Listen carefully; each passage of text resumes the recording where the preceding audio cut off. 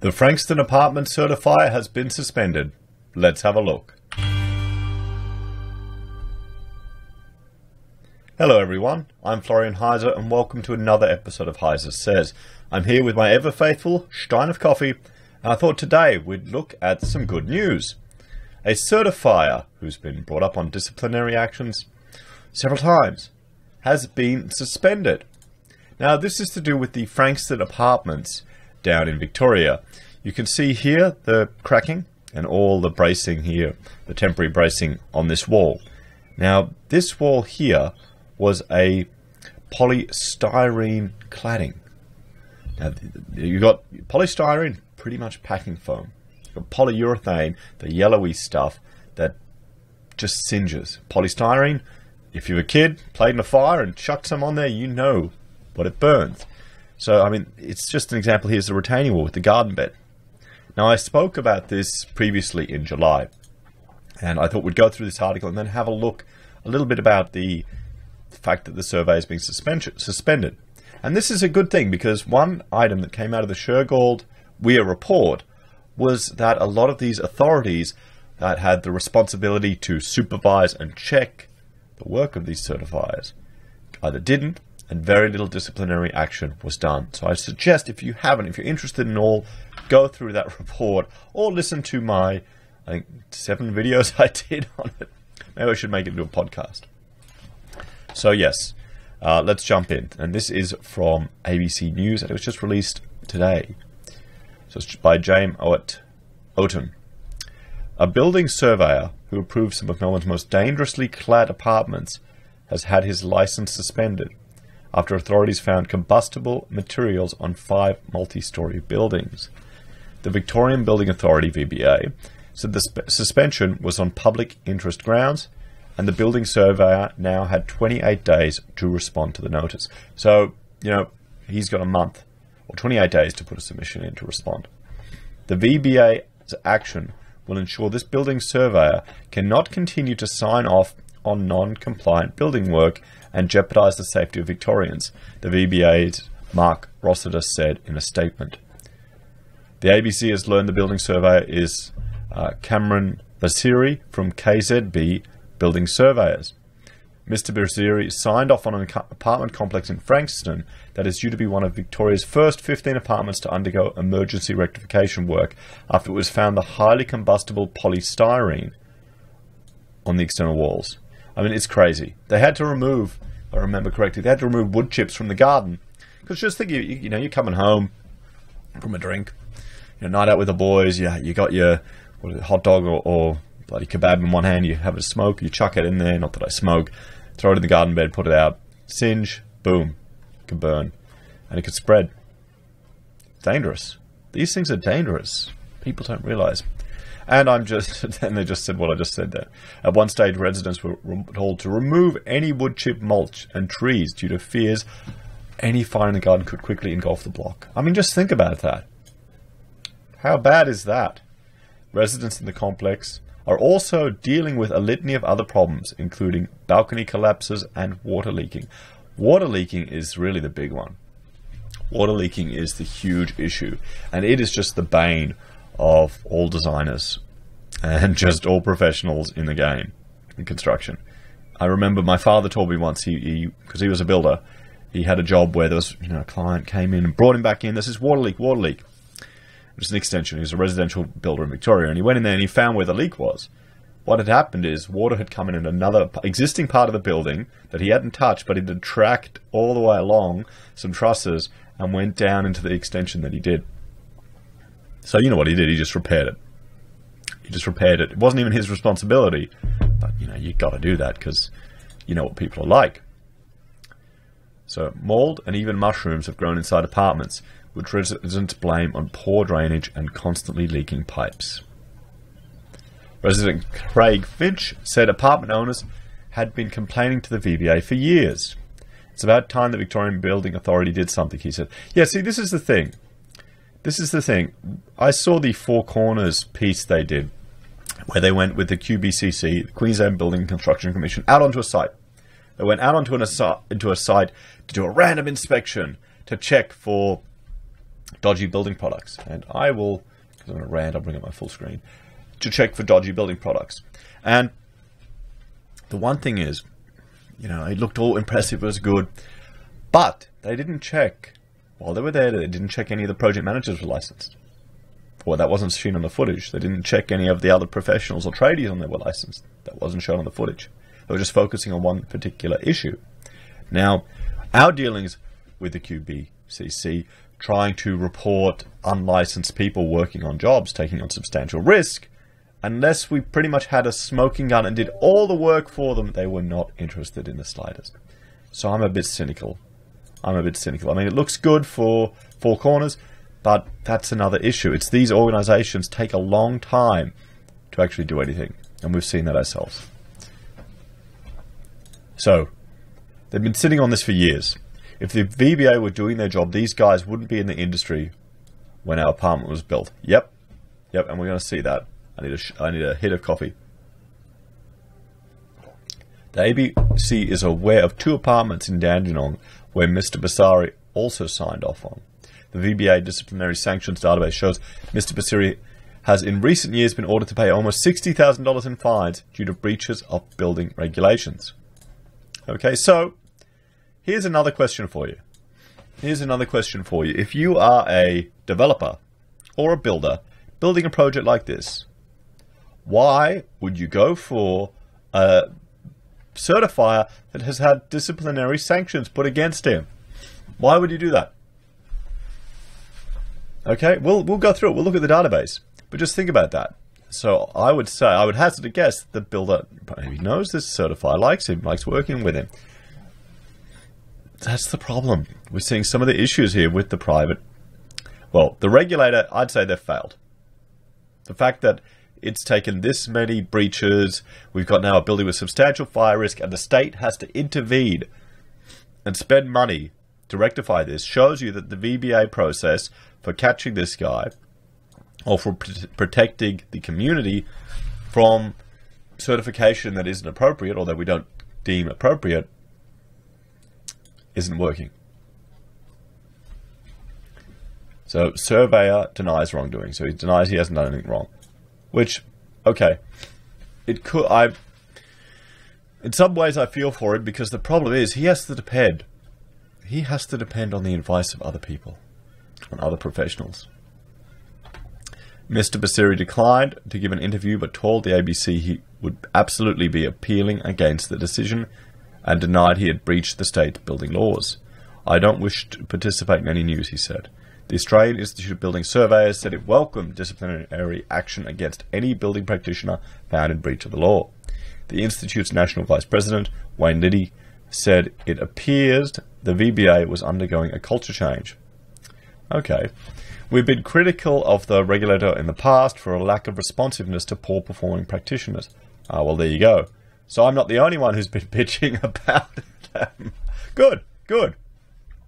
We are enlightened to see the actions under the current regime.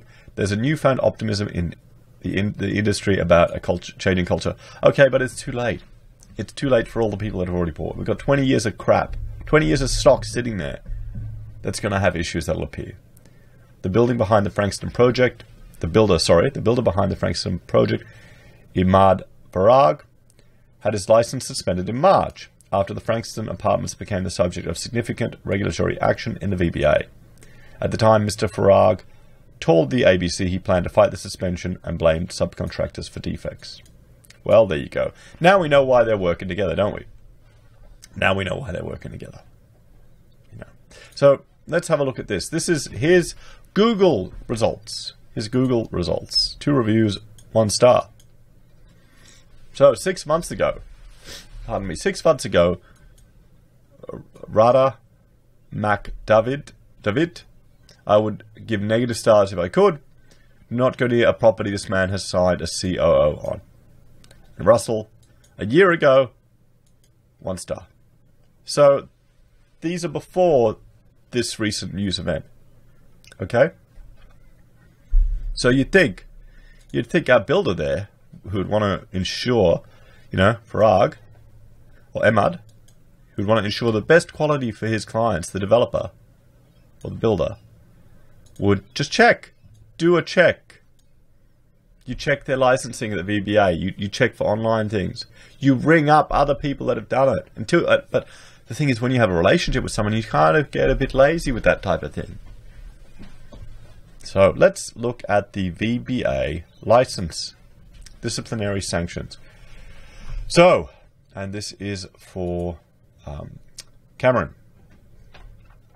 There are 4 disciplinary proceedings recorded against the practitioner, Cameron Zand Baziri. The results shown below detail all disciplinary proceedings in the last 5 years, in which the practitioner has been found to have contravened the Building Act, the regulation, and or the Domestic Building Contracts Act, or no longer fit to practice as a registered building practitioner.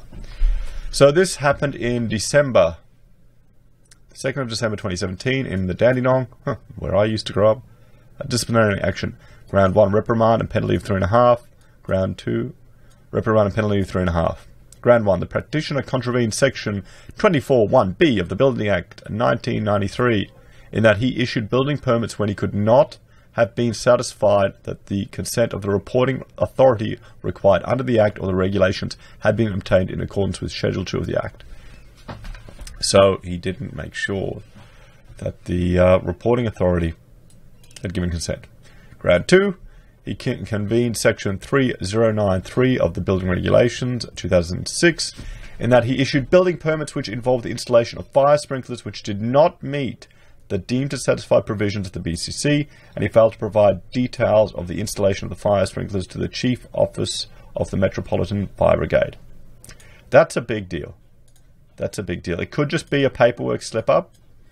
It could just be a paperwork slip-up that he didn't provide the information. But the fact that they didn't meet the deemed to satisfy provisions. See, the problem is, here it is. This is where it could get a bit unfair. He could be relying on the advice from the fire engineer.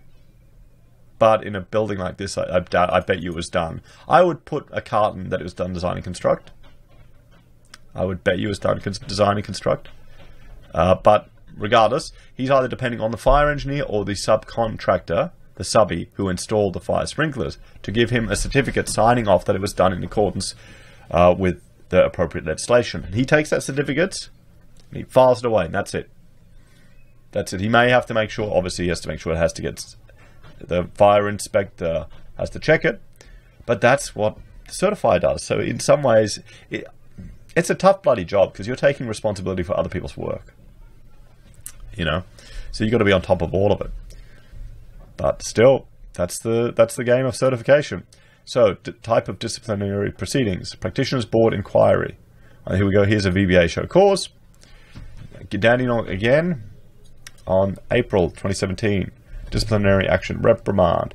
Provides specific undertaking that he only accepts appointments to act as the RBS and issue building permits in relation to buildings in Class 1 or 10 and no others. Wow. Fined $9,600 and cost. That's a big fine. That's a big fine. So a Class 1 is just the normal detached house. Class 10 is like a accompaniment building to it. So how could he have done those apartments? Maybe he was banned. The practitioner found guilty of 4 allegations of breach of S1791, 179(1)(b) in relation to the construction of a 5-story apartment building of Class 2 and 7A. The first allegation was a breach of S224(1)(a) of the Act for issuing building permits while being unable to be satisfied that the building work would comply with S109 of the Building Act, with reference to the Building Code of Australia requirements such as fire hydrant and fire hose reel installations. The second allegation was a breach of S241(b) of the Act for not being satisfied that a consent of the Chief Officer of the CFA, that's the Country Fire Association, had been obtained prior to the issuing of the building permit. The board also found the practitioner had failed to perform work in a competent and professional manner in breach of Regulation 1502 of the Building Regulations 2006 for supplying the builder a document which falsely represented fire engineering reports, as the document had not been prepared by an appropriate qualified person and was not suited to the building work at the subject site. Also, the practitioner breached S44A of the Act by issuing an occupancy permit when the building was not suitable for occupation. So there's a few things there. I mean, the problem is, if the fire engineer who prepared that document let his license lapse, then you couldn't use it. So this is the thing. These are complicated jobs, and you've got to manage them properly. You can see how one thing can snowball to another, can snowball to another. So he's been fined, what, 20, 30 grand, another 7 grand there, and he's been restricted to these buildings. So here we go. We've got another one. I mean, this doesn't even have his banning on it. Dandenong in April. Oh, so this is the same one. It would be. It would be. So what's this one? Reprimand fine 7-1 in costs. The Building Practitioners Board found the practitioner guilty of 5 allegations in relation to a site in Dandenong.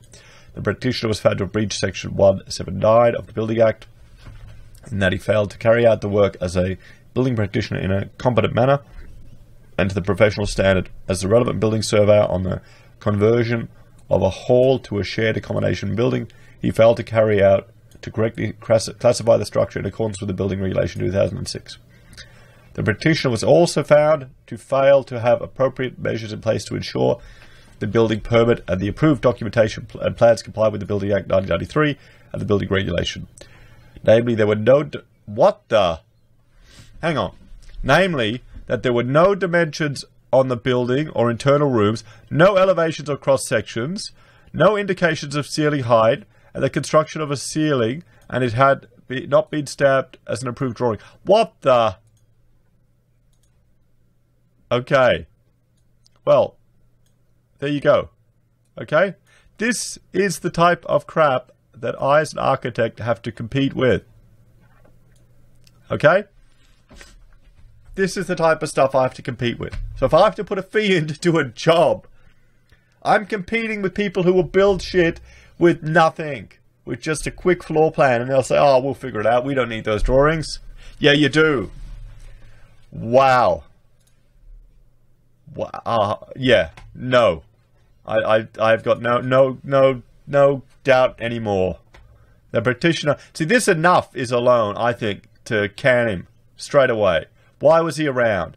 In 2017, if he was certifying work where there are no bloody drawings done, why was he still around? Okay? 2017.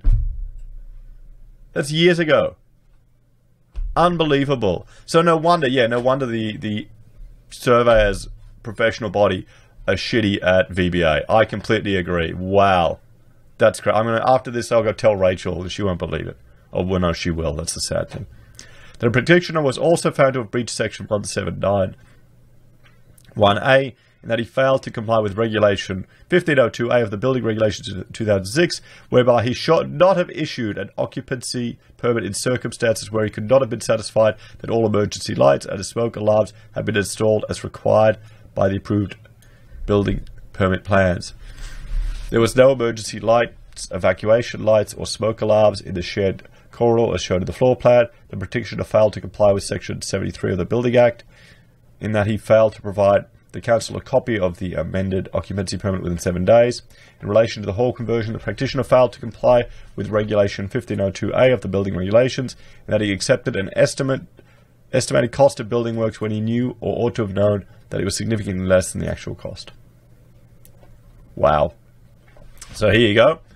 2015, another one at Dandenong and Noble Park. Reprimand, fine 4 grand, cost 3-4. So he hasn't learned. When was the last one? Yeah, all in 2017. So, the Building Practitioners Board found the practitioner guilty of 2 allegations for work in relation to the construction of multi-storey apartments and basement car parks on the 2 sites. The practitioner had failed to work in a competent manner and to a professional standard in non-compliance of Regulation that, and yes, for issuing building permits over 2 sites when not or ought to have been satisfied. Yeah. Would not adversely affect the stability of or cause damage to the adjoining property.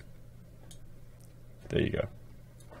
So guys, you can see there is a pattern here. There is a pattern here. And, 6 months, a year ago, So it was ongoing. People are still complaining. And you have a building here now where the state has to come in to rectify it. That's the saviours. Yay, the government's coming to save us. But the VBA bug it up too. Okay? They bug it up too. What do you think, guys? What do you reckon? Do you think that's a, if you're in the construction game, you think that's a good bloody set of documents? Oh, I'm ropeable. I really am. Anyway, guys, like, share, and subscribe. I'm going to have a few more videos out today on other interesting things. Stick around. I'll see you later.